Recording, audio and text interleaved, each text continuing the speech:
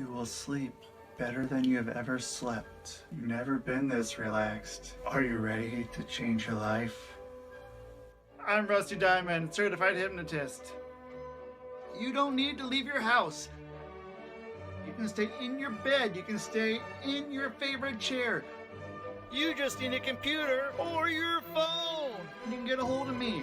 Stay at home. I'll make your life better. Hypnosisisgreat.com.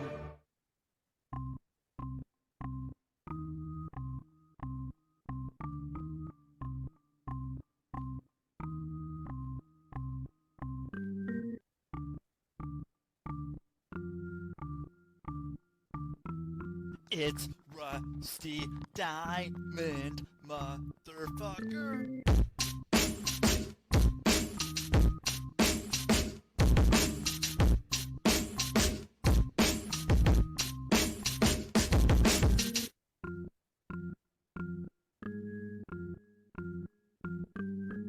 It's Rusty Diamond, motherfucker.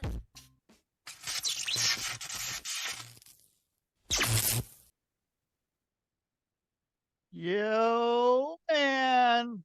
Oh, shit.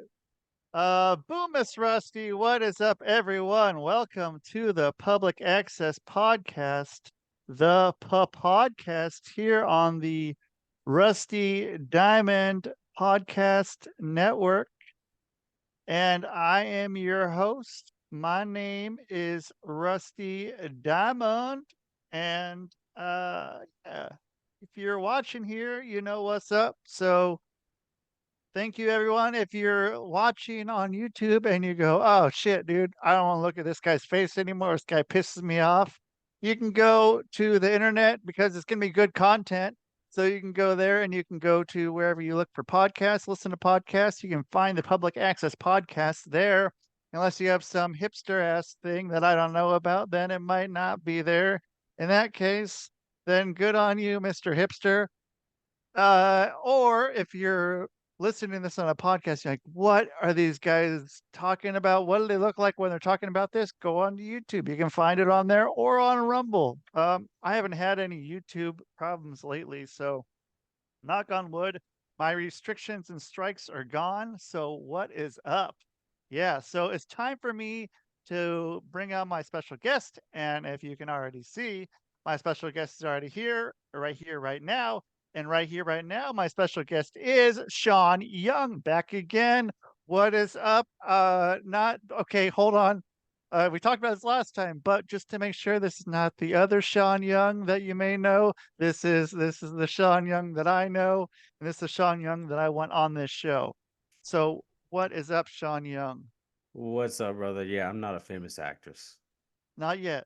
No, not yet. Not yet. Give it a few weeks after this drops. Possibly. I could be an actress. I could change my sex. Who knows? You could. You could be yeah. Yeah, I mean Uh, it'd be interesting, like, because like what if you oh, if you took on fuck. So it would be Lois Einhorn or Ray Finkel. So it would be going and like taking over someone who took over someone else who disappeared. So, because I don't know when last time we saw Sean Young was. Probably, hopefully, she's still getting work, but I don't know, man. Um, I'll be the first naturally bearded woman. that's right. You would, and so probably I can't guarantee that one. No, probably not. Probably not. Yeah. Um, but You yeah, just dude. So you've been on, I think this your third time on here. something If- like that. Maybe fourth,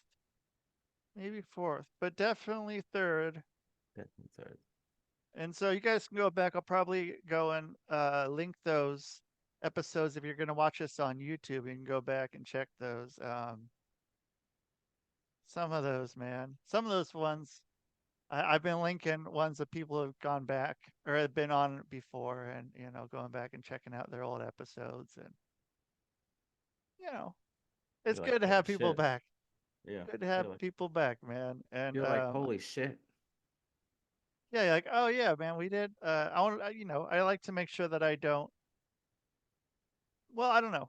So I usually end up bringing the same things up Hmm. again and again, such as Sean Young, and it's good to have that callback. So if people want the full joke rather than just part of the punchline, I guess, without any setup or any sort of Our Simpson anything before timing. that.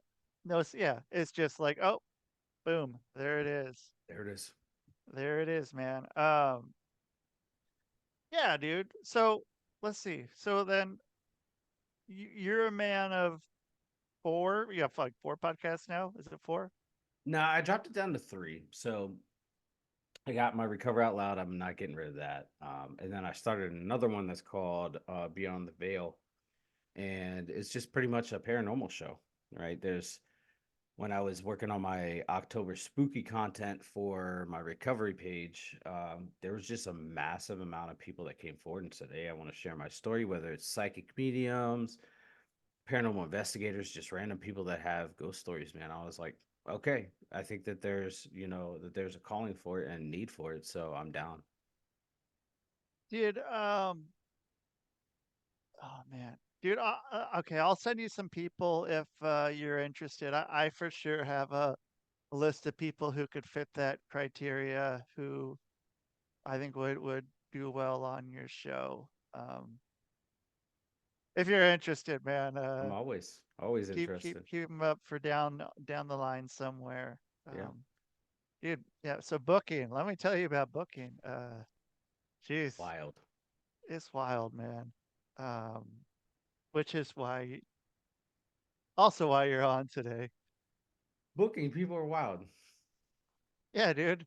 Um, because it's hard sometimes with a podcast because like I'm not paying people, so it's like, and they're not paying me, which Yeah, maybe one day I'll be one of those people. yeah. Um, yeah, shit's wild. That shit's wild too. Watching people doing that, just making a fucking killing off of people. And I mean, who's listening to their fucking podcast over one of our podcasts? Like, Right. Well, here's the thing, man, is like I didn't realize how big podcasting actually was until I started doing it, right? yeah, And when I met my girlfriend, I told her, so I'm a podcaster, and she's like, "You podcast?" I'm like, "Yeah." She's like, "I listen to podcasts all the time." I'm like, "What?" And she starts listing off all these different podcasts she listened to, and I was like, "I've never heard of these." Right? Like one of them is My Favorite Murder, and I don't know if you listen to them, but they cover just like these either very famous murders or like very obscure murders and like how it's played into society and stuff like that. It's very good. They have a whole team of writers that build their shit up and they present it very well. It's a really cool concept. is And it they make, weekly? yeah, I think so. They have like a load of episodes, but like they make a lot of money from it. Dude, I mean, it's crazy. Like some of the shit. Like this one podcast I listened to, I'm gonna go see them. They recently, it's like a comedy show out of Austin, and Mhm. they did a theater. They're sold out a fucking theater, and then they're doing 2 nights at the LA Forum. Um, I think here maybe in May, and then they're gonna do uh 2 nights in Madison Square Garden, and one of the nights already sold out. Um, that's where I'm gonna go because I'm like, yeah, I gotta fucking go to the garden, dude. I've wanted to go to the garden forever, but yeah, dude, like selling out Madison Square Garden 2 nights on a podcast, fucking podcast, dude. Like pod, Jesus. like you got to get in there, dude. Like, Yeah. um, because it's the Wild West. It's still the Wild West. It's still so fucking new, and a lot of people have tried it, and Fell I off. don't know, falling off, dude. But like sticking around is a big fucking thing with it. I do think we should go and do some sort of convention. We should get that going I at agree. some point. Like we were talking about that kind of before. Yeah, I agree. Um, I know that there's like a podcasters convention that goes around the country once a year, and I think it's in DC this year. that's where we should do it. Yeah. Yeah, that I would be mean, cool. it's right in between us. Right? Yeah. Um, but yeah, I think that's getting more and more people together and yeah, just making, because I mean, either one of our shows could easily be a live show. Yeah. I mean, at least, a crowd of however many people are there for the event, but um why not? Yeah. And then just to be able to get a lot of people who are doing that who else are doing podcasts together to have like it's kind of gathering of ideas and a lot of fucking podcasts. I mean, the podcast world is a lot of podcast swaps too, which is nice. Like it's great. Like someone like you who has a number of podcasts, and then like we can both do each other's, and then be able Yeah. to, you know, um, I don't know, like because so with mine, I gotta like all people hit me up. I don't, I guess, explain this well enough when I'm doing my introduction if I'm trying because I have so many fucking guests like all the time. Like I need to keep this going and like I need to let them know like there's gonna be swearing on here and stuff. And so I'm like and plus it's like it's not like I have all the questions written out and I'm gonna tell you, you know, or I'm not gonna have you tell me what questions you want me to ask you on the podcast. And I had this woman, she's an older woman, and she's like, well, like I'm kind of wondering about the swearing, and it's like I don't think my audience would be up for it, but that means that's a whole new group of fans and people who come listen to me would you know, new people that would like my stuff. And I'm like, that's the best fucking answer I've heard. Like, Yeah. that's I go for it. I think, when it comes to like the questioning and stuff and like people like, oh, what are you gonna ask? I think it creates better conversation when you don't have questions, right? Because it's authentic answers, right? Like I'm not giving you time to think about questions, right? Right. Like Coming I'm not on with the story. yeah, yeah, I'm not giving you time to think about it. It's on the fly, right? And then like it creates for better conversation. And in that time you rediscover more about yourself depending on the type of conversation it is. You Right. rediscover more about yourself when you talk about it. Yeah, exactly. As opposed to telling and that's another thing I'll tell people like, look, if you want I'm sure whoever it is has a story and I'm sure they have it on some other podcast. Um, Go listen to that podcast after you're done with this podcast. If you want to hear their story, like go there, like because now you have what it's like to be around the person and know like who they are more than just a person telling a story. Yeah, definitely. And because the stories are great and you got to have the stories. And I'm sure you have your story up there somewhere, and I have my story up there somewhere. And like, if someone asked me to be on the show and they asked me to do the same thing, like, I don't know. I don't really want to do that. Like, I can give you the same thing. You can go and if you want, just go and steal the fucking show, download my audio, upload it to your show, and that's fine with me if you want to do that. But I don't want to go and tell the same fucking story over and over. That's boring for me. That's why I don't like. Yeah. That's why I I don't think like stand-up comedy. I think it has to be like, evolution. Like for me when I share my story, I always share my story up to a part, right? Because that's all I'm allotted to, right? But the what the host doesn't allow me to do is like tell the good side of shit, right? Like they just want to hear the bad nitty gritty side of life. They want to hear I was an alcoholic, I was a fucking combat veteran, I got blown up, I have PTSD. They don't want to hear the good side of things, right? They don't want to hear that I've been working through my PTSD, or that I've been sober for 4 years, or that now I'm working on becoming a fucking certified shaman and I'm gonna step into Reiki afterwards, right? Like they want to only hear the bad shit to cater to their audience, but like that doesn't inspire hope in people. You know what I mean? No, man. What is it? If it bleeds, it leads, Yeah, kind of shit. yeah, And yeah, dude, like who, like, I mean, you got to have that story, but yeah, not being able to have the part after that, like you're saying, like, um,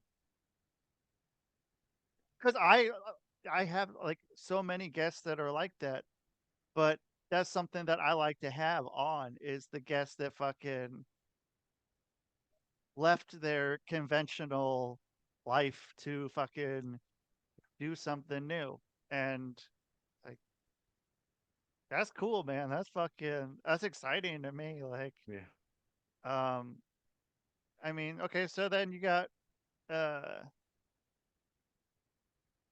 so like let's say like forget for instance getting sober or whatever, like Hmm. where did it stop off in the conversation? Was it just like you got sober? Oh, congratulations. And then that was the end of the as far as it went with that Well, once. it all depends. Sometimes they're like, "Oh, what was the method?" Like, not a lot of people like dive into like what I actually went through, right? There's just a broad over scope of like when I got sober, I'll say, hey, look, I got arrested, right? Like that's part of my story. I got arrested. I was in jail and I decided in jail that it like I have to get sober or I'm gonna fucking either end up back in jail or dead. And so that whole thing was a nexus that created this change in me. And I don't get to talk about like going into 12-step programs or going into, I mean, I've done two different 12-step programs. um we don't talk about like um the months and years of counseling that I've done. We don't talk about any of that, right? Sometimes it's brought up, it's like, oh, counseling, yada yada yada, but a lot of people don't like to step into the 12-step stuff because it's very controversial, right? Well, let's Because step into it. okay, You what? so all right, so 12-step, right? You got different 12-step programs. So you got Narcotics Anonymous, you got Alcoholics Anonymous, Cocaine Anonymous, you got Sexaholics Anonymous, right? Yep. That's the thing. Marijuana Anonymous. Marijuana Anonymous, right? And so being an alcoholic, I went into Alcoholics Anonymous, and a lot of people don't like to talk about this because um, it's the anonymous part, and they say, oh, you know, uh, it protects our anonymity. Yes, it does, but also talking about that gives people the attention span to say, hey, look, he went through it. I could give it a try. If it doesn't work for me, it doesn't work for me. Another reason why a lot of people don't like to go or talk about it is because in Alcoholics Anonymous and any of the Anonymouses, they reference God, right? And Or a higher power, as they call yeah. it. So the reason why they reference God was because the foundation of the program was founded on Christian beliefs, right? But Yep. then later on, they realized, hey, we're having people come in here that don't believe in God, and it's making them uncomfortable to say God, right? Because they don't believe in that. So we want to create this higher power. Now, people think of a higher power as this fucking almighty deity, right? Like somebody sitting up on a throne that's like, I'm judging you, like Zeus or Odin or Poseidon or any of those, right? Yeah. Or God himself. But like really the way it was explained to me and the best that I could put it is your higher power could be anything that keeps you sober, right? Your higher power could be a doorknob because it allows you to come into the room. The higher power could be your chair because it's keeping you planted in that seat. Right. It's just Yeah. something that's keeping you in that program, keeping you sober. Someone always told me a coffee cup. They had a coffee cup, and that was theirs because they would come in and you get that fucking free coffee. Yep.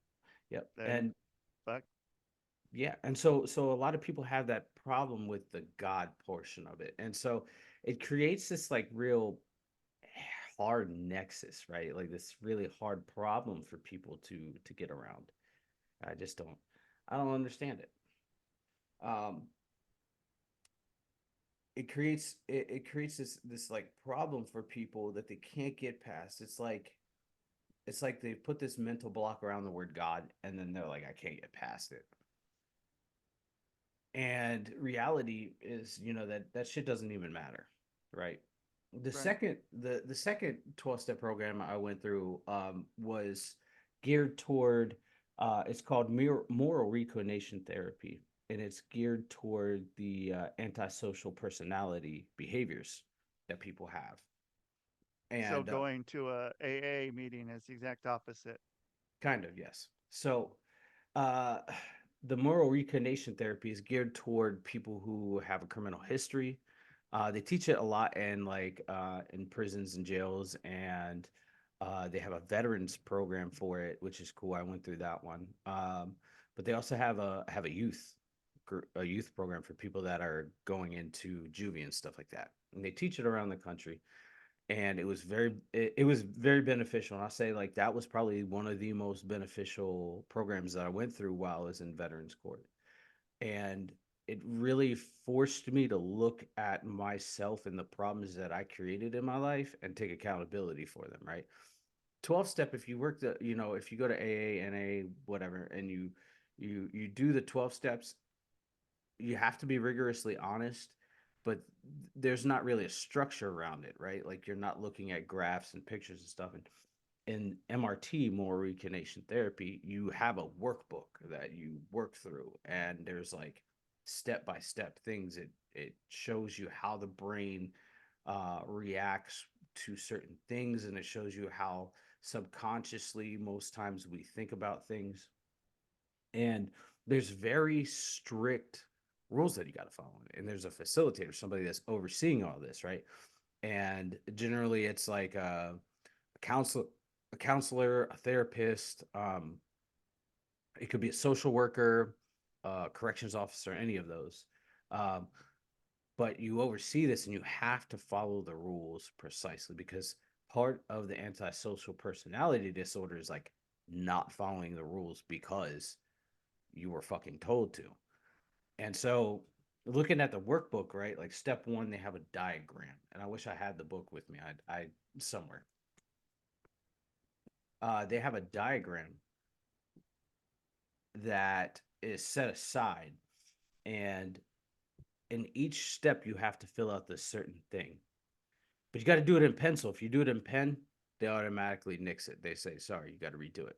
What is it, a fucking Scantron test, man? No, I know, no, it's like a pyramid, and you got to draw certain things, and you got to explain it. Okay. And then you got to give a testimony at the end, and it has to fit within 5 to 10 minutes, and it has to cover certain points. And you can't look at the book. You have to do it like that.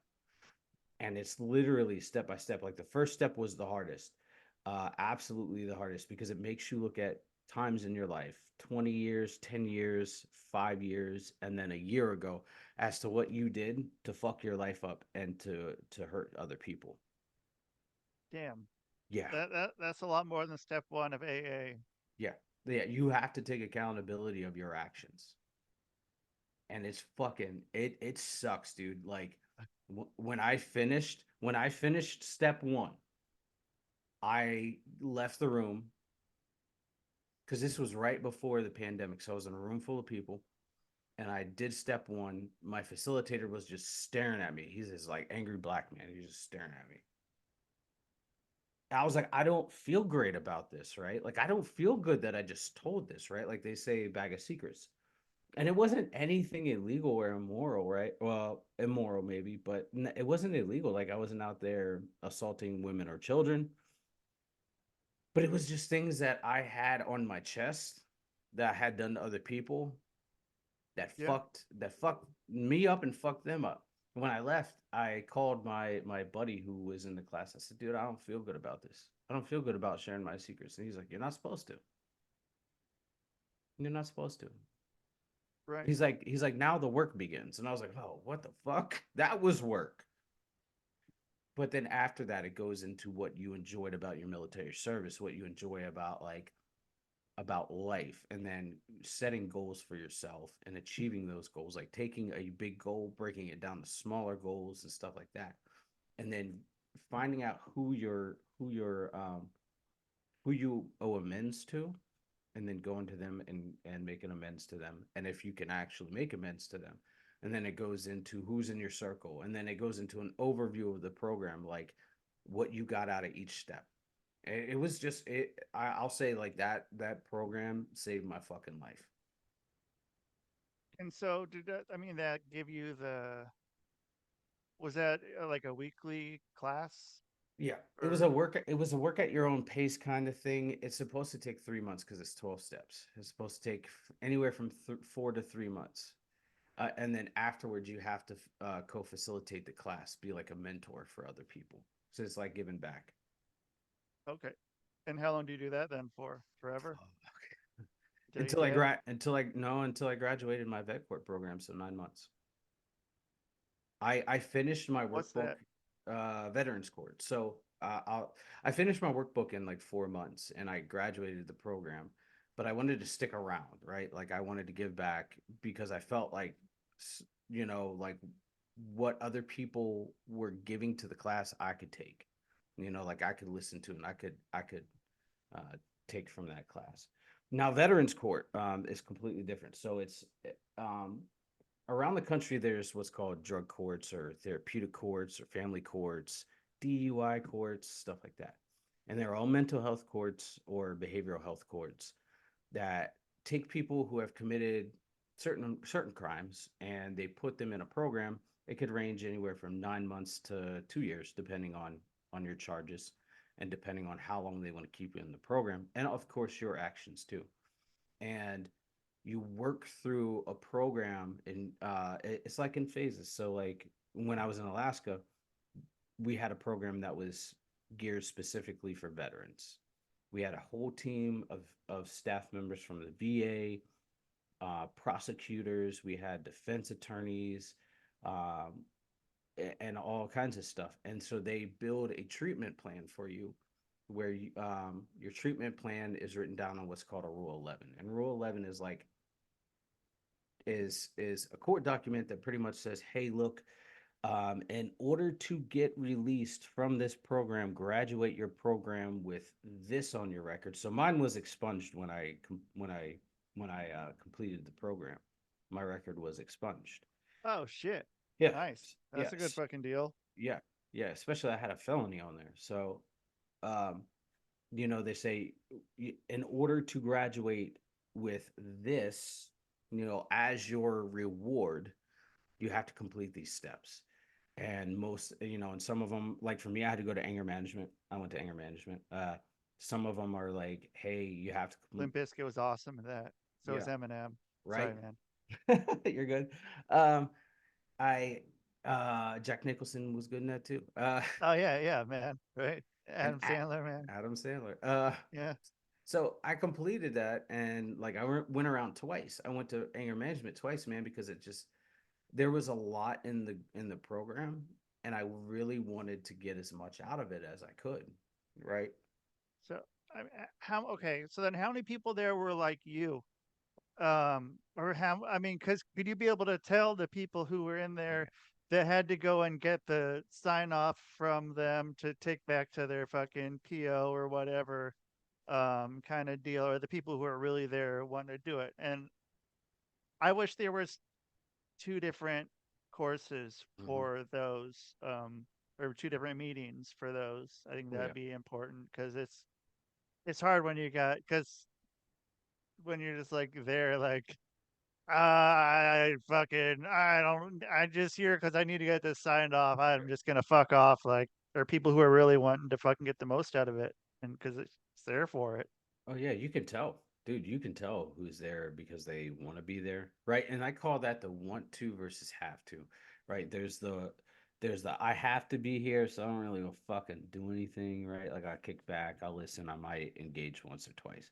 And then the have tos is like, or no, the want to is like, I want to be here, so I'm gonna get the most out of it. And I'm gonna find out what the fuck as much as I can.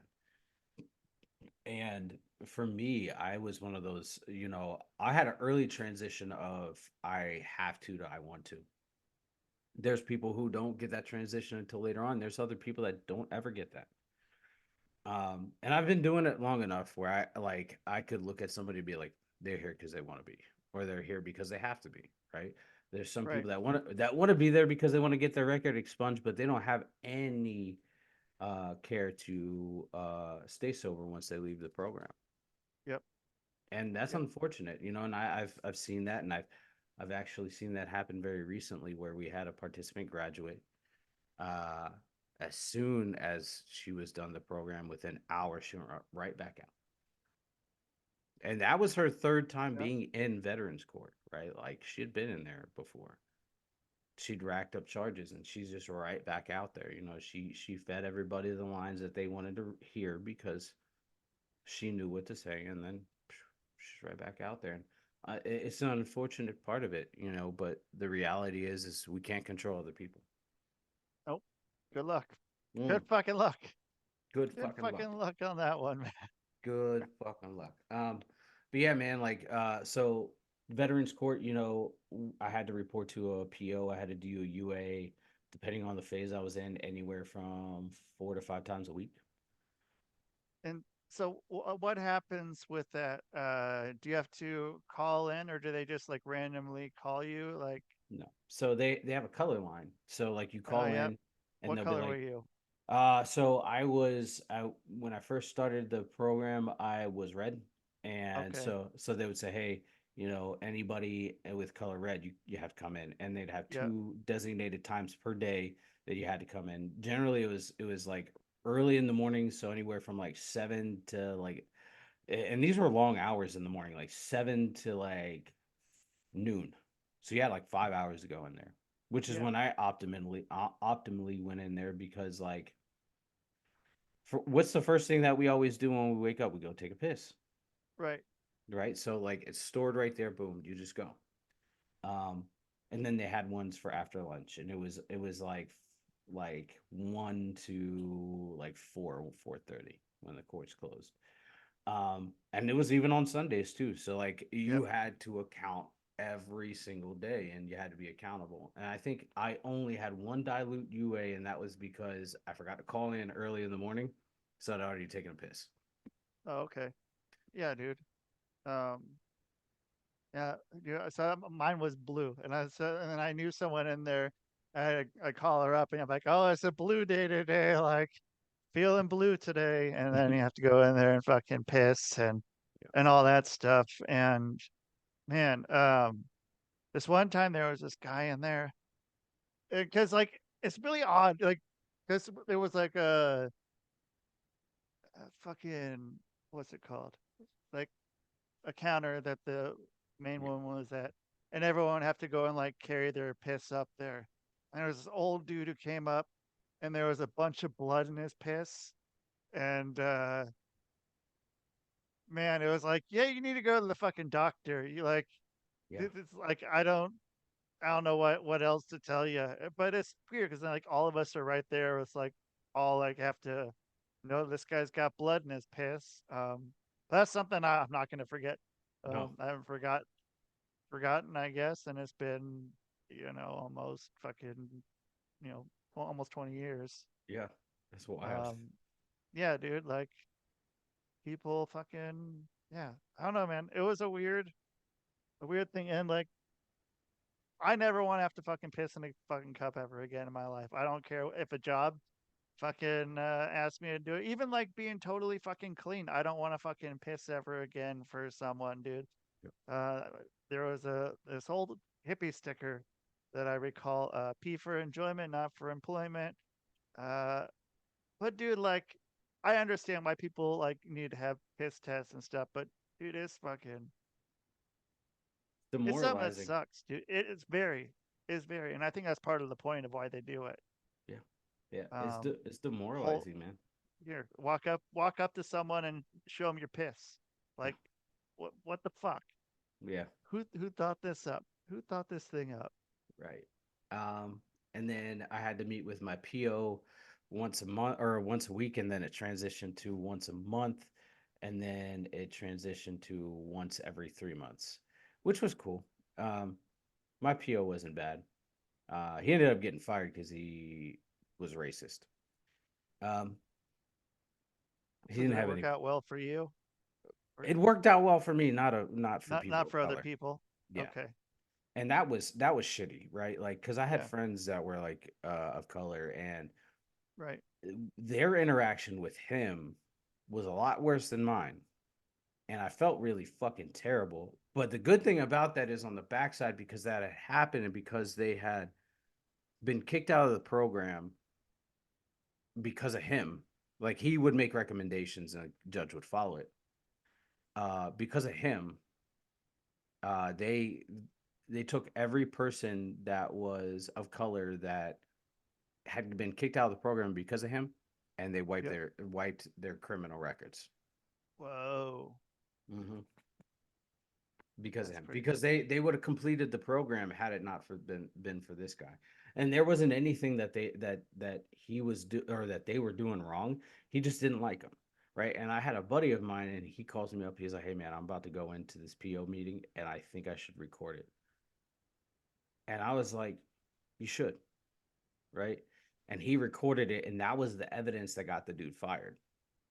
Holy shit. Yeah, because he had MRSA, right? He had MRSA, and uh the guy was like, "Yeah, MRSA's not, you can't spread MRSA." And he's like, "Yeah, I can." He's like, "No, you can't. You have to go to classes." He's like, "I'm not going to go to these in-person classes. I'm sorry." And he's like, "No, you have to, or else we're going to kick you out of the program." He's like, "Kick me out of the program. I don't care." And he ended up Whoa. getting kicked out. Yeah, and that was the evidence, and he handed that evidence over. That was the evidence that got that dude in trouble. Holy shit. Yeah, Yeah. yeah. That's There's a lot of behind the scenes things that, like, in the criminal justice system, people don't really understand that has yeah. happened. And a lot of fucking, you know, drug counselors, their criteria isn't studying, it's fucking what they lived. And so a lot of them are just like people who were in that situation before and now they're fucking running these things. Yep. And I it's kind of I think fucked up. yeah. I think if you have a history with substance, like, you shouldn't be working with people that are right in jail, right? Yeah, you Or should be like an outside consultant of yeah, like, hey, bring this person in to fucking talk to them and let them know what's going on, but not to be in charge of them. yeah. And unless you have like 10 or 15 years of sobriety, right? Because at that point you're kind of like, I'm not going anywhere. I've seen people relapse Yeah, off of 20 years, and that is what it is. But like, if you have a strong recovery program, and like you haven't relapsed, you don't have any signs of relapse, I don't think that there's any problem. But I don't think that you should be having guys and gals that are getting out of the program and they're becoming peer certified with a year or two in recovery, working in the field of recovery, because, like, one, you're at a greater risk of relapse in those 1 or 2 years, because yep, the the side effects of the substance are still in your body, right? Like, you're still suffering from that. That's why they call it short-term and long-term recovery. After a certain amount of time, that substance no longer has a side effect on your body. And so, um, having those guys and gals get out of the program 1 or 2 years and then become certified as peers, I don't think it's smart for you to throw them in the mix with somebody that's trying to get sober off of heroin or right. meth. Yeah. What the fuck? I mean, it's two different things, and it's like two, like, I don't know, because then, yeah, you're around it enough. Like, there's probably a good chance that you're gonna go right back to it if you're only that fucking far in. I don't think I'd like. I don't know. I don't think I'd want to fucking do that. I wouldn't want to do that job. I fucking and I haven't drank for almost 10 years, and like I have, but then some people would be really good at it, but it's not for everyone. And but it's one of those things that's like, I don't know. I don't know who decides who's getting into this, but it's a fucking shitty system, and there's a lot of fucking really poorly set up things made to make a lot of people a lot less successful Yeah, than they should be. And I think that's also part of the plan is yeah, to have that in place to, you don't want everyone to be fucking cured. Mhm. Well, You want people to come back. You want recidivism. it, You that's want that. that's a great segue to the drug or the war on drugs, man. Yeah. God, I so prior to like all this, I thought the war on drugs. I was like, yeah, everybody deserves to go to jail. You have fucking weed on you. You have meth. You have coke. Whatever. You deserve to go to jail. And then I looked at the statistics and I looked at the analysis after I got out of jail and after I've been, sober for a while. And it's a joke. It's a fucking joke. And I'm not saying that drugs should be legal, right? But if you are tacking on a sentence onto somebody that has a substance abuse program or a substance abuse problem, or somebody that was, that was selling drugs to keep their family afloat because they can't get a job, right? If you're Right. tacking a heavier sentence onto them versus somebody that has committed a fucking murder, that's wrong. That Yeah. is wrong. Yeah. And I mean, but I don't know like where a good spot is. Like for Oregon, for instance, they had legalized everything. Now they're taking it back. They're criminalizing. They're still gonna be decriminalized, but recriminalizing a lot of drugs just because, dude, it's fucked up there. Yeah.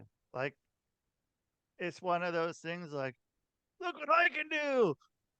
Yeah. You do like let's go to Oregon because you can fucking do drugs and no one can do anything. And so there's a lot of people fucking doing that. Yeah. Um, and so obviously that's not the right way, No. the right way to do it, but it's in the right direction. I mean, and then like we're talking about before, like and Philly with the Kensington neighborhood, dude, it's Yeah. just fucking people that look like fucking statues or like you don't know who's fucking dead. And like what do you do when you walk by? Do you go and you wake them up, or do you just walk by them like, oh, there's just what they are here, what's going on? And it's, I don't know, dude, like there needs to be a better solution for both, but I think both of them, like, either keep people coming back for drugs, which is going to feed money to someone, or else keep them back into the system, Yep. um, and that's going Well, to feed money to someone else. I think there's certain cities that have safe sites, and I'm against that, right? Like to a degree. Yeah, Um, they keep people clean, well, not clean, but they with clean products, which I like.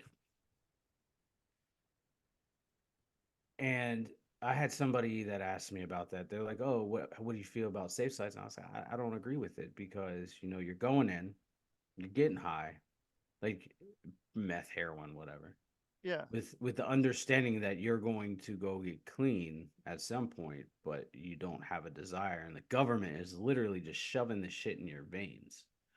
right. And A lo- the places are not clean. no, It's not like you think that like it's like going into a fucking nice mm, doctor's office. It's not. no, it's a It's line not. you It's pick a up. fucking, yeah, Yeah, you pick up your needles, you pick up your fucking crank, you pick up the fucking string to do it, spoon, and you go do your thing. It's not clean. They're not administering it. You're doing it. It's not like people are going in and doing ketamine, right? Like I know there's right, ketamine injection sites and like it's not like ketamine. You're literally walking in, grabbing your supplies and then administering it yourself.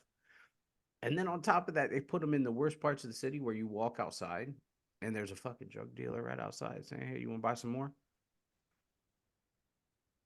Come on, guys. yeah. You're not helping anybody. You're making it worse."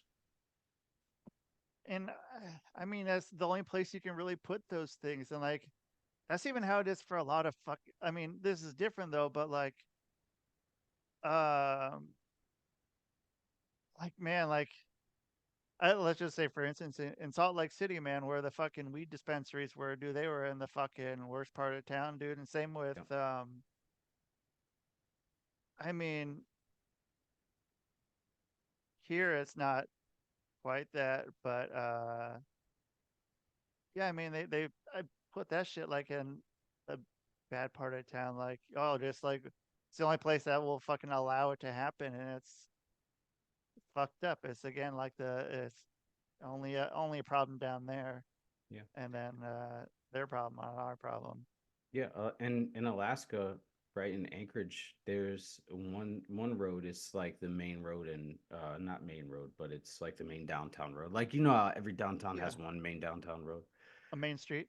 Yeah, it's not Main Street. It's like Fifth Avenue, but like they have dispensaries. They have like 5 or 6 different dispensaries on a stretch of road, on like a 2 mile road.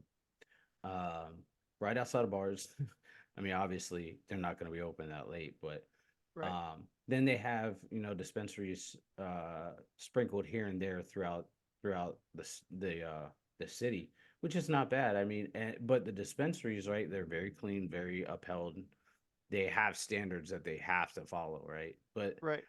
like also, I think what really makes that and a little bit more tolerable is that there's rules and regulations surrounding the sale of marijuana, but also there's rules and regulations along possession, right? Like you're allowed to have a certain amount. You're allowed to go home and smoke, but Right. if you're outside, you're not allowed to, right? Yeah. Cops can roll up on you, and they can arrest you or give you a citation. Most Right. cops aren't going to give you, or most cops are going to give you a citation if you're walking down the street smoking a J, right? But like Right. if you're driving, that's a whole completely different thing. Whole different thing, right? And they give you field sobriety tests, all that stuff. Um, but yeah, it's just it's insane to see some of the things that are happening. I mean, I don't have a problem with dispensaries or even marijuana for that reason. That matter. I mean, my sister's a functioning pothead. You were never, were you? No, I've smoked, but it wasn't like my thing. Yeah. It I didn't seem enjoyed like it. your thing. No, I enjoy the feeling, right? Like, I think the one time that I remember that's like most memorable to me was after I got out of the army. I was like, there's two things that I'm doing when I get out of the army. Growing my beard, I'm getting fucking stoned.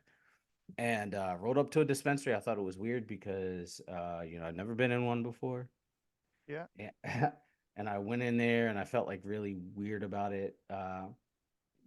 I ended up buying a whole blunt of purple kush and smoked that shit to myself, dude. I was Jesus. fucking gone, bro. Yeah, I bet. Gone. Um, I was laying in my bed watching Joe Dirt, and I could see every crease and crinkle in the in the sheets, and like I could hear sounds in the TV that weren't like audible to other people, Yeah. Oh, and like all the lights were vibrant, and I was like, man, I'm really fucking hungry, right? And I went into the kitchen and I was like, man, we got party pizzas in the freezer. So I like went to grab one, looked at the microwave, and I was like, I can't even operate this thing. what do you mean a party pizza? You think it talks on like Totino's? Yeah, yeah, the Totino's party pizzas. Okay. Yeah. Mm. Yeah. And I you love those microwave things.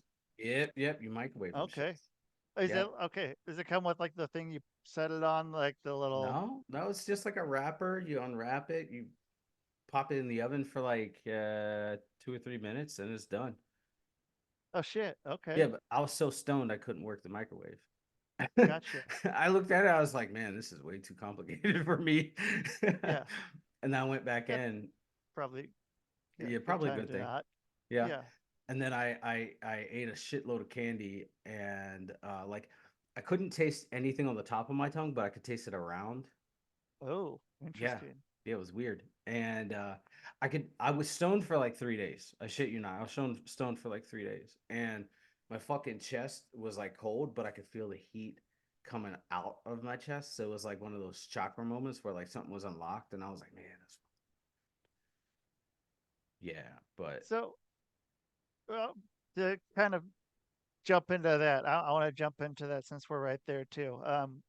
With the chakra. So with uh,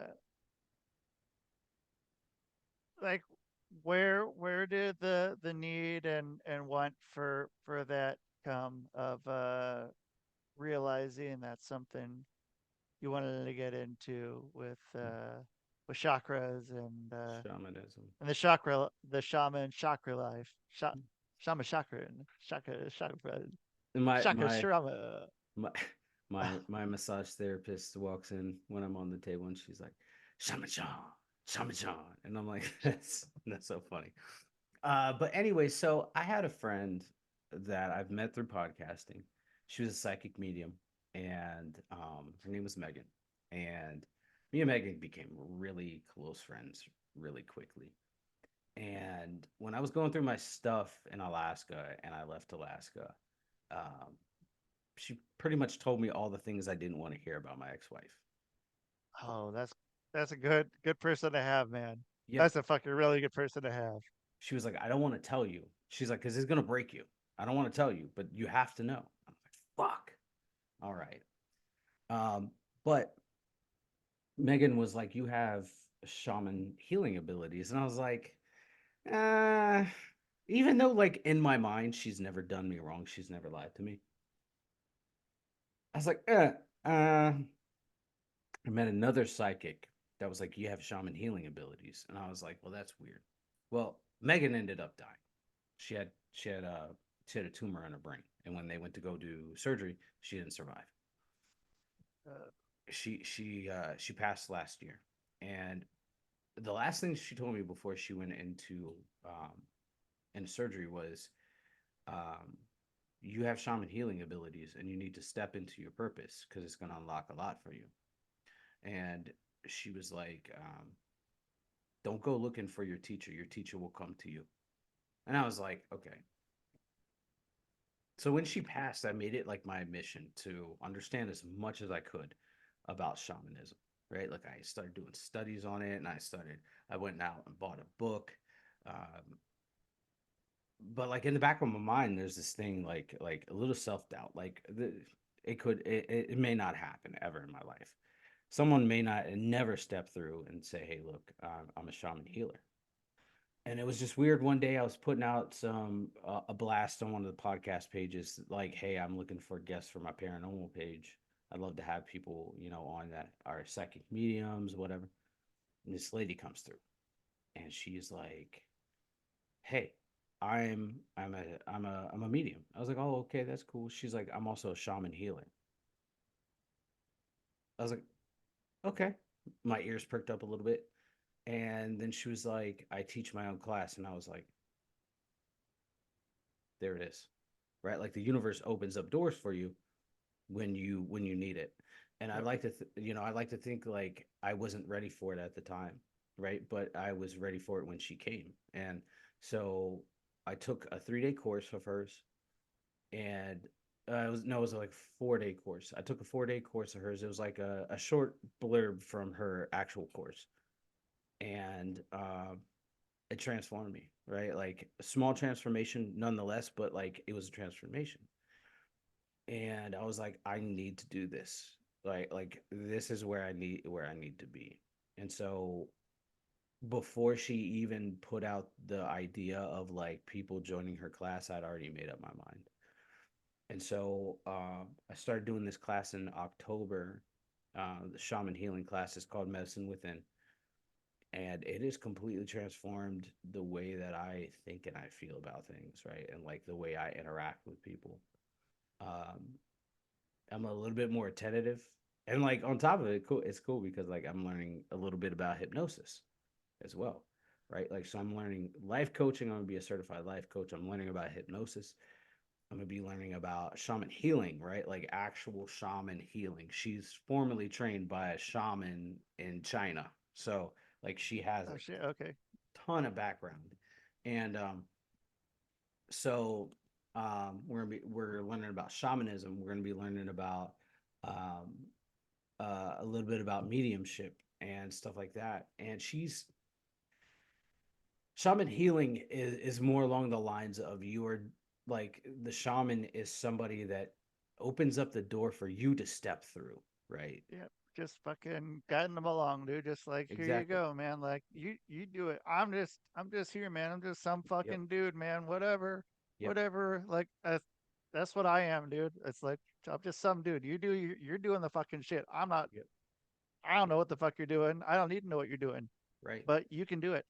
And then for Christmas, my sister was like, "Hey, I got you something. It's really not anything that I can physically give you, but it's she's like, my friend Brittany does Reiki. She's like, she's a Reiki healer. And she's been doing Reiki for 20 years. And she has her own practice. It's a small business, but it's a practice nonetheless. And she was like, I booked you a session with her. And I was like, okay. And at first I was like, I don't know if it's gonna work. I've done Reiki before and it really didn't work. It Uh was the person. yes, it was me. Because I Well, it was was you well, and it was the fucking yeah, person that you were exactly. with. Exactly. And so like I was like, it really didn't work. I didn't feel any kind of significant change. Um, but I'll give it a try. And so like I scheduled my first session and I had met Brittany before. She's a friend of my sister. Great human being, dude. Just phenomenal human being. I've never met somebody that's had more peace than her, right? Like, and so go to her house. She has a separate room set up with crystals all over the fucking place, like incense all over the place. And she was like, yeah, have you ever had Reiki? I was like, yeah, but I didn't take it serious the first time. She explained what she was going to do. And that first session, um, I had a lot of back problems, like spinal issues from an IED in 2010. And it fucked a lot up for me, right? Like I couldn't walk more than a mile without my spine hurting or like locking up. Everything just hurt in my body. And that session, she healed my back, like my mid back. And the crazy thing was is I didn't talk to her about my military service. I'm not very open to talk to random ass people, except for if it's on a podcast On a about my podcast. yeah, about my random, about my military experience. And she was like, I feel this blast on the left side of your body. And I was like, okay. And she was like, it sent shock waves up your spine and twisted your spine. That's why you're in so much pain. That's why it looks like your spine is flat. And I was like, okay. And then I said, that's weird because I had an IED in 2010 and it was right under my left side. And from that point forward, my back hurt. She healed my mid back and I went in again. And then she's like, all right, we're just gonna tackle a lot all at one time. And she went in through my head. And here's the thing, like with the lines in your body, right? Like they all intersect and they all connect. And she went in through my head. She did some signs and shit on my face. And I'll tell you, I haven't had problems with my back, my neck, my head, my knees, my hips since that session. And that was 2 months ago. And in that session, like I smelled smells that were not associated with the room. Like I smelled Fraser fir, I smelled pumpkin, I smelled apples. Dude, just like she had Palo Santo burning. What's Palo is that Santo a is Palo incense? Santo. Yeah, Palo Santo is the equivalent to sage. Okay. It's the Catholic equivalent to Oh, sage. yep. I know that fucking smell. Yep. I know Actually, that smell. I actually burn it quite frequently. I have essential oil, but she had that burning, and so like I shouldn't be smelling these smells, right? Right. And then I smelled metal, and then I could taste metal in my mouth. My mouth was fucking closed, and then when I was tasting metal, she was like, I have a metal taste in my mouth," which is wild. And then so I went to my last session, which was 2 weeks ago, and she did something where she took me out of my body, literally. Couldn't feel my body, and she was like, "Okay, sit up." And I sat up, and I felt like I was a cloud. Like I literally felt like I had been stoned, and like I couldn't feel anything. And then she was like, "All right, we're gonna hit your back with these UV lights, and you should feel something." I could literally feel myself sinking back into my body. I'd never felt that before, and that was one of the most amazing feelings I've ever felt in my life. And it's just wild, man. Like the power of Reiki with a good healer, with somebody that knows what they're doing. Yep.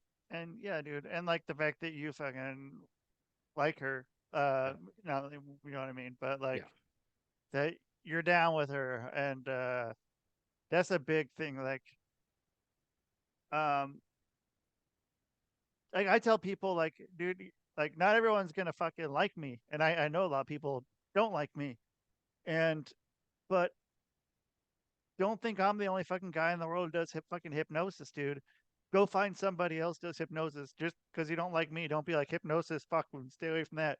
Yep. Go find someone else too, because they can do it. Like you just need to find the right person that you groove with. You're grooving with Mhm. the right people, dude. They can fucking change your life, dude. Like you're saying, like that. Like Reiki can fucking do that. Reiki's fucking awesome, dude. Mhm. Um, But like the thing yeah, is like with that, I was looking into it and I was like, okay, shamanism. Like what forms of shamanism, what kind of healing can you do in shamanism, right? I didn't know. I just knew like the broadband shaman healing. There's sound healing, there's textile healing, there's gem healing, there is there's animal healing, like there's all kinds of healing, right? And then Reiki is the most powerful form of shaman healing that you can do. right. And I went to my healer and I said, I want you to teach me after I'm done with this shaman healing class and I'm certified.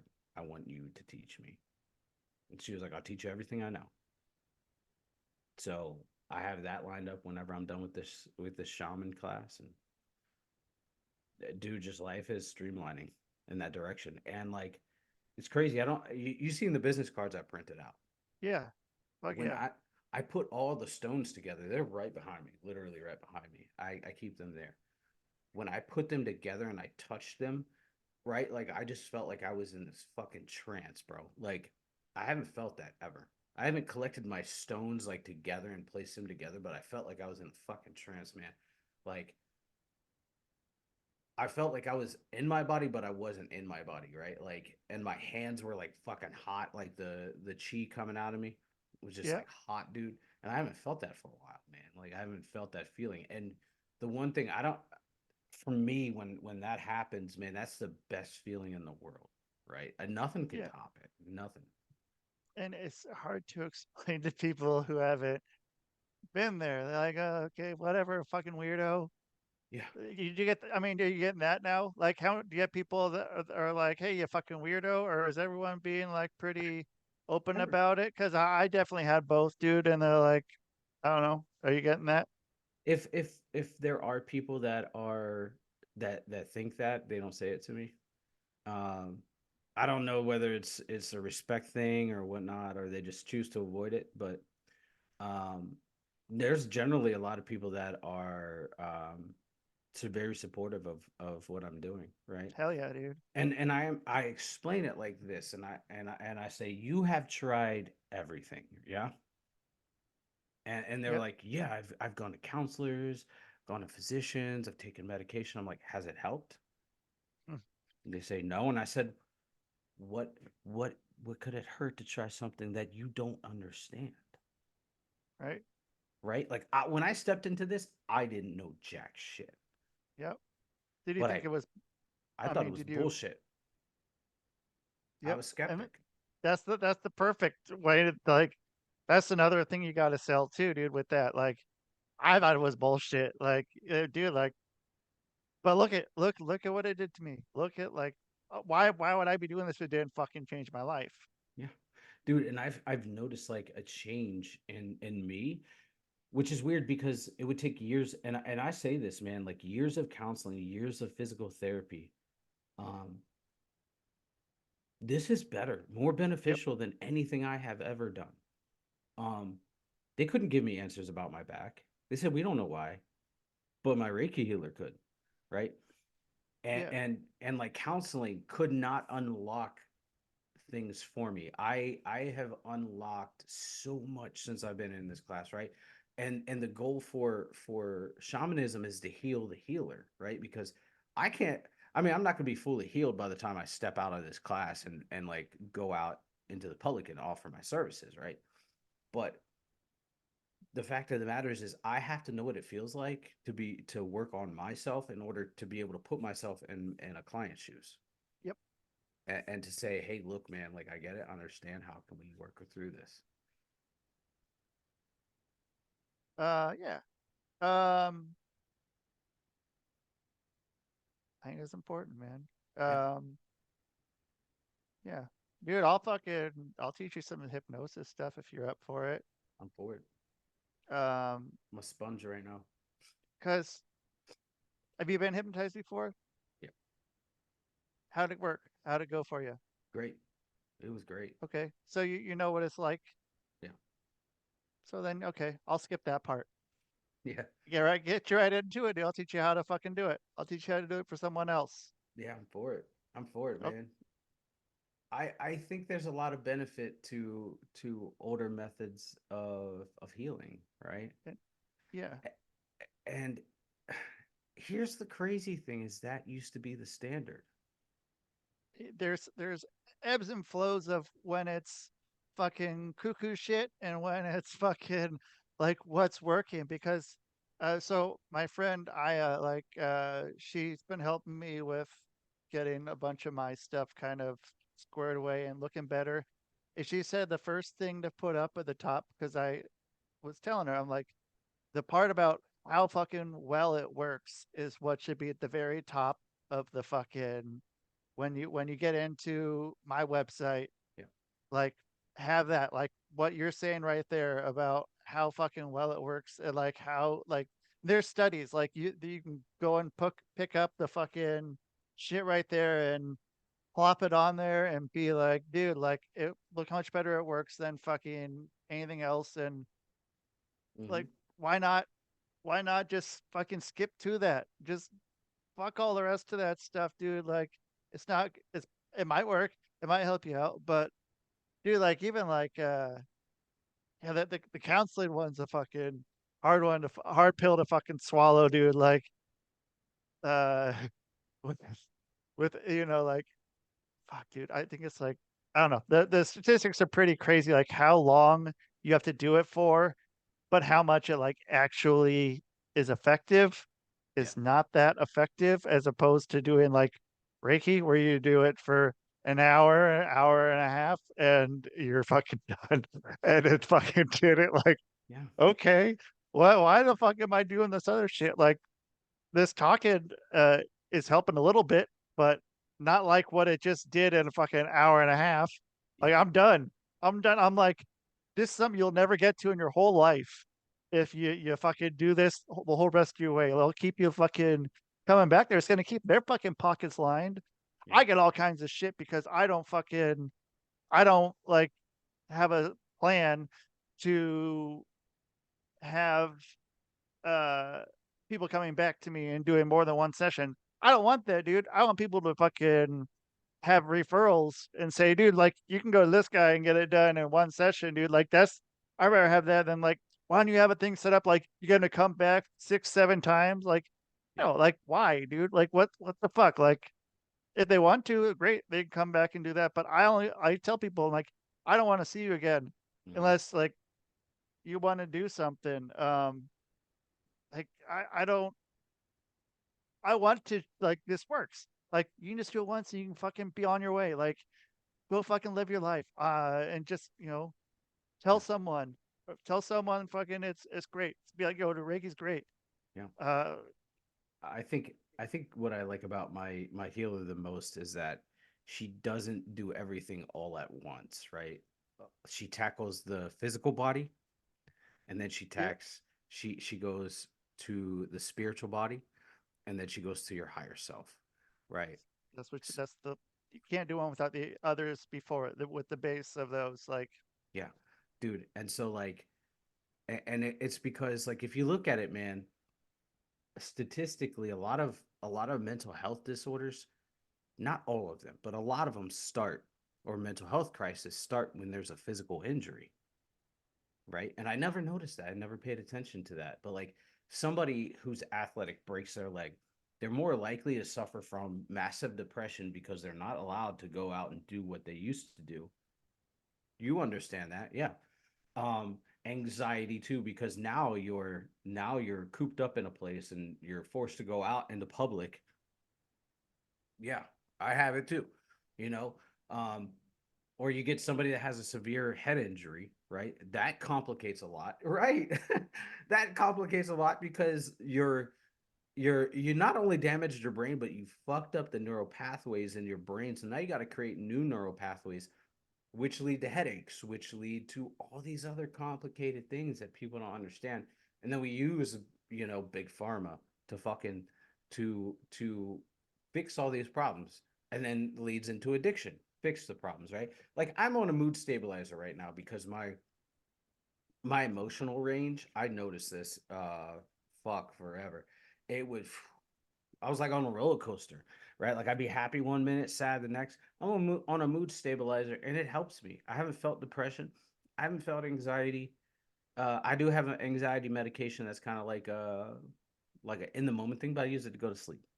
Uh, How's the up going? Like, are you getting the ups though? yeah, yeah. Like, you feel like you're getting as high the ups as you were, or No, do you feel I like you're kind of getting to a level like you can't really break through a ceiling? no.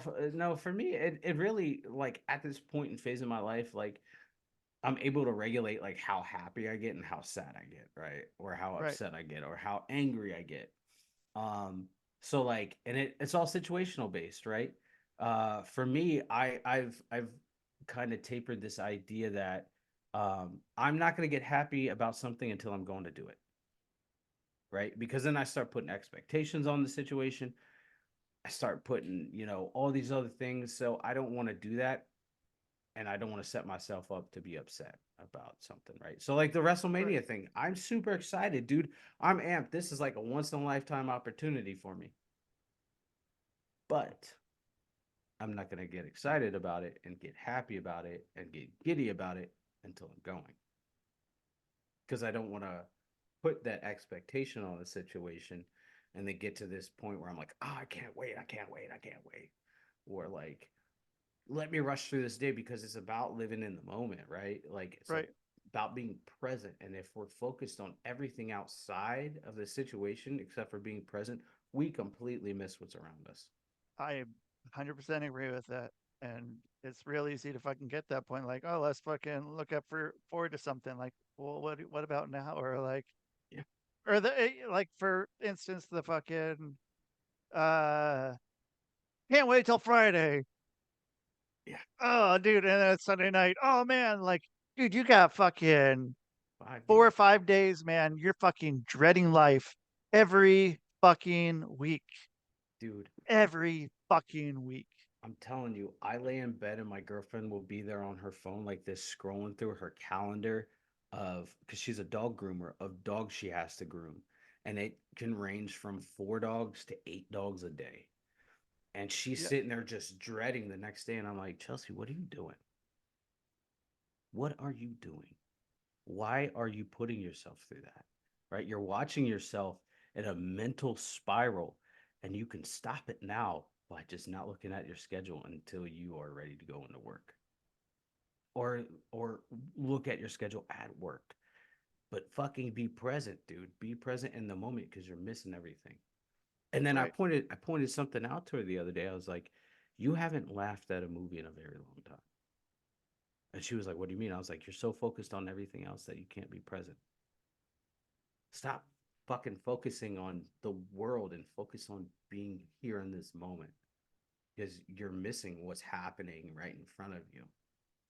And it's a, I mean, it's a huge thing that's going on right now. There's a lot of that. And it's, I don't know, man. Like these damn kids, they fucking understand it. I think they understand a lot better than we do. Yeah. They're, uh, eat Tide Pods and asshole. But dude, That's they it. fucking, they know what's up, dude. They fucking understand. Like sometimes if they're not on their fucking phones, they understand about living in the fucking moment, man. Like they're, and doing what they do, man. Like going for it. And Yeah. that's why they fucking eat ass and Tide Pods. That's because they understand things more than we do. They understand things more than we do. Yeah, dude. And man, like it's important to just fucking be there, man. Fucking be there sometimes. Fucking understand, like, even if it's just a shitty thing. Yeah. If it's a shitty thing, still be there, man. Yeah. Be there, dude. You get that, because then when you're not at that shitty spot, you're like, man, I was at that shitty spot, but I was fucking there, dude. I know what it's like. I know what that is, dude. And everything's better than that right now. So, fuck yeah.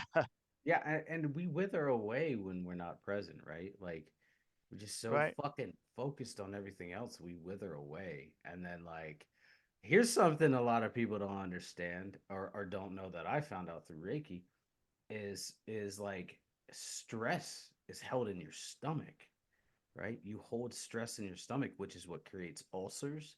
It creates fucking acid reflux on top of other things. But Right. stress plays a huge part of it, right? Anxiety holds in your stomach because anxiety is a byproduct of stress. So it's Mm-hmm. held in your stomach. It creates ulcers, you know, all these other fucking things, man. And if you eliminate the stress, what you can, right? Like focus on what you can control and then everything else let go, which is easier said than done. Yeah. uh, but like, you know, take all that shit and just like fucking, if you can't control it, let go of it because it's not serving you a purpose. That's what I'm learning, man. It's like, if it doesn't serve a purpose in your life, fucking Yeah. let go. If it, And yeah. Again, it's one of those things people are gonna be like, well, what the fuck? Like, but dude, you don't need to. Like, and it's okay. And it's okay to be like, yeah, I don't need this shit anymore, man. Like, but this is like what you fucking no. Well, who cares, man? What's it doing for me, man? This is just negative, yeah, negative, and fucking. It's not helping me get to where I want to be as a fucking person yeah, anymore. Like, yeah. fuck it. And then we get upset because we say, look at what other people did to us. Yeah, but what did we do to eliminate that situation from our life? What didn't we do? What didn't we do, right? Yeah. For the longest time, dude, my dad has been so negative, and I didn't understand like how negative he actually was until this most recent bout with my dad. Um, and I sat back and I was just like, he is just not a good fucking person. like he's not the worst person, but he's just not a good person. And having that mindset is gonna fucking take you to it, and it's real easy for other people to pick up on that too. Yeah, And dude, I don't know, man. It's hard to stay around that and just be like, yeah, fuck yeah. Like, yeah, well, I mean, what do you say? Like, when someone's negative all the time, like, okay, cool, yeah, all right, well, why are you focusing on that? Like, why is all your energy? You have so much energy in a fucking day, and 90% of it you're focusing on something. It's back to the fucking AA shit. Like, the things you can't change, dude. Like, fuck it. Like, why yeah, are you worried about this? Or if it's something like you fucking it's not serving you anything, like, just let it go, man. yeah, Easier said than done, yeah, but like, at least put it in your head, like, I want to let this go. You're at least partway there. You're on the way to being there, to being yeah, like, one day you're gonna be like, oh yeah, why, well, okay, there it yeah, went. Ooh. yeah. Do you believe in social vampires? Oh, dude. So that was part of the whole reason why I got into. So part of the reason why. Part of the reason why I got into seeing a fucking counselor after I fucking busted my knee and shit. It's one of the things, like, I had social anxiety, but turned out it was just I didn't like the fucking people I was around. And a lot of them were fucking energy vampires. One of the things that my counselor gave me was the book that she gave me was saying, like, one of the things you can be is a Reiki or a hypnotist, but it was about being able to have this bubble around you of people not being able to suck all the fucking energy out of me, because they would if they could, Mm-hmm. and they did, and fuck them. But now it's just like you have to, like, actually visualize this. And now I don't really. Yeah, It's just sort of there. But like, when I was learning this, it was a fucking whole thing, dude. Like, dude, what the fuck? Like, yeah, these fucking assholes. But like, I don't like these people. Like, I'm around them every time, I just feel drained. I always want to go home. I don't want to fucking be around these people. But so yeah, I mean, then you're a short answer to a long answer to a short question. Yes, I do believe I'm them. Do you? Yeah. Oh yeah, dude. My dad was one of them, and I didn't realize it until I stepped away. I was like, and then I started noticing. I'm like, I would get to his property, and it's like, right. Fucking Step through the door, and it's just like, oh fuck. It's like somebody like consistently puts a layer of blankets over you, man. And yep. it's just like fuck. And then it gets to a point where I'm so tired, man. And then I'll sit on the couch and fall asleep, and I'm like, I gotta drive home. Gotta drive home. And then I get in the car and I'm like, I feel better.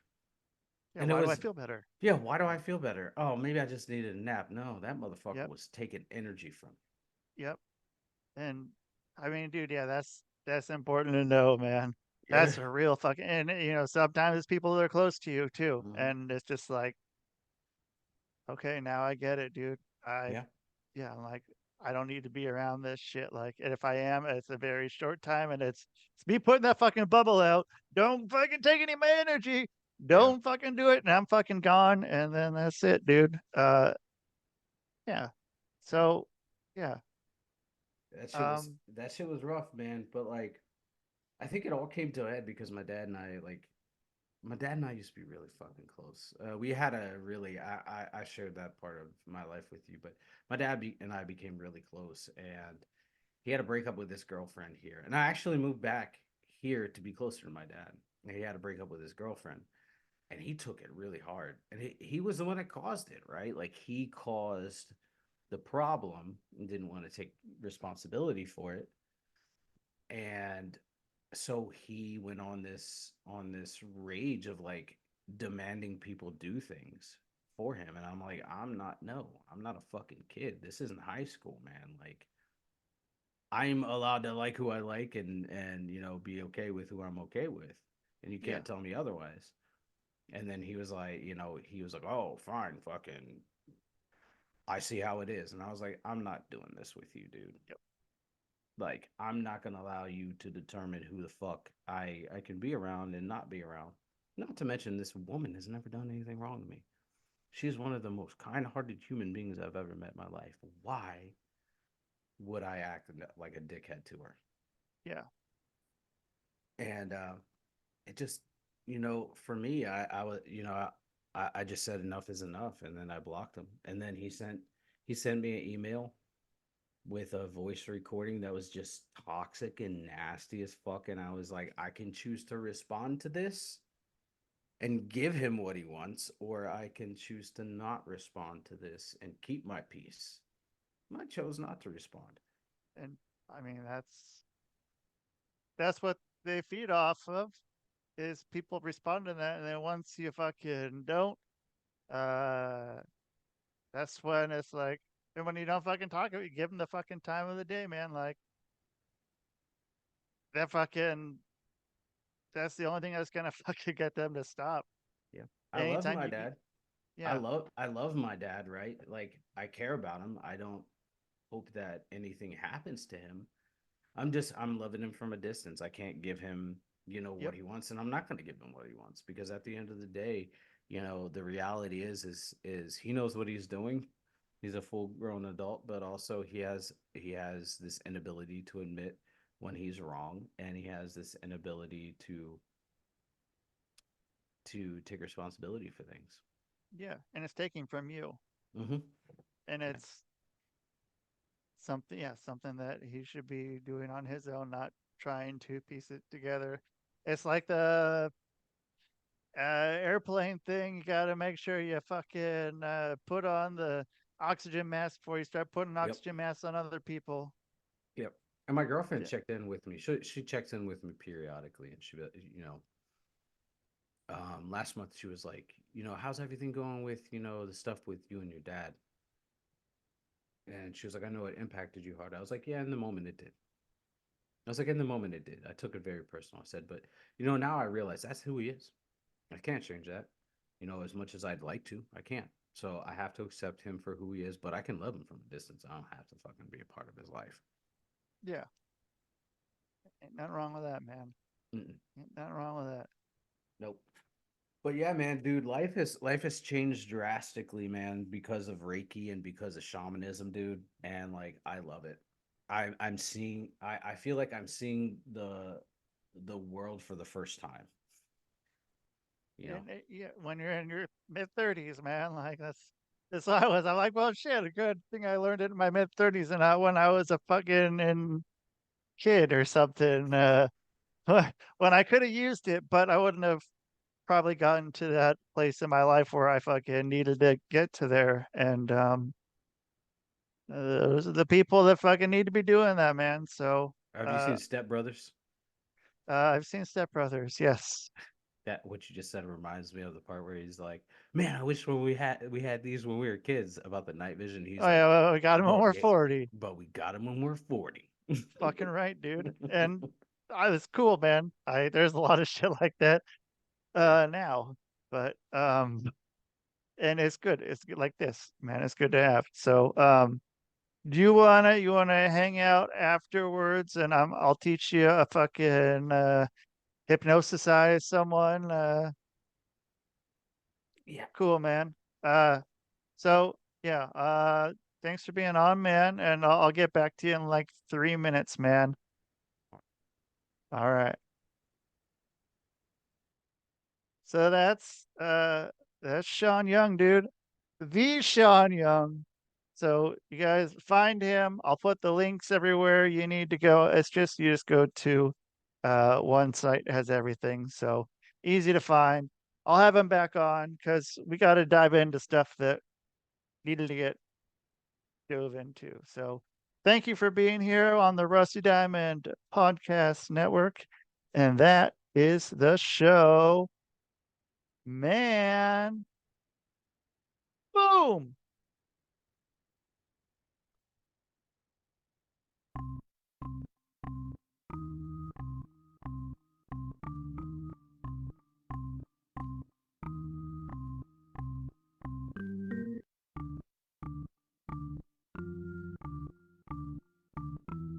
It's Rusty Diamond, motherfucker.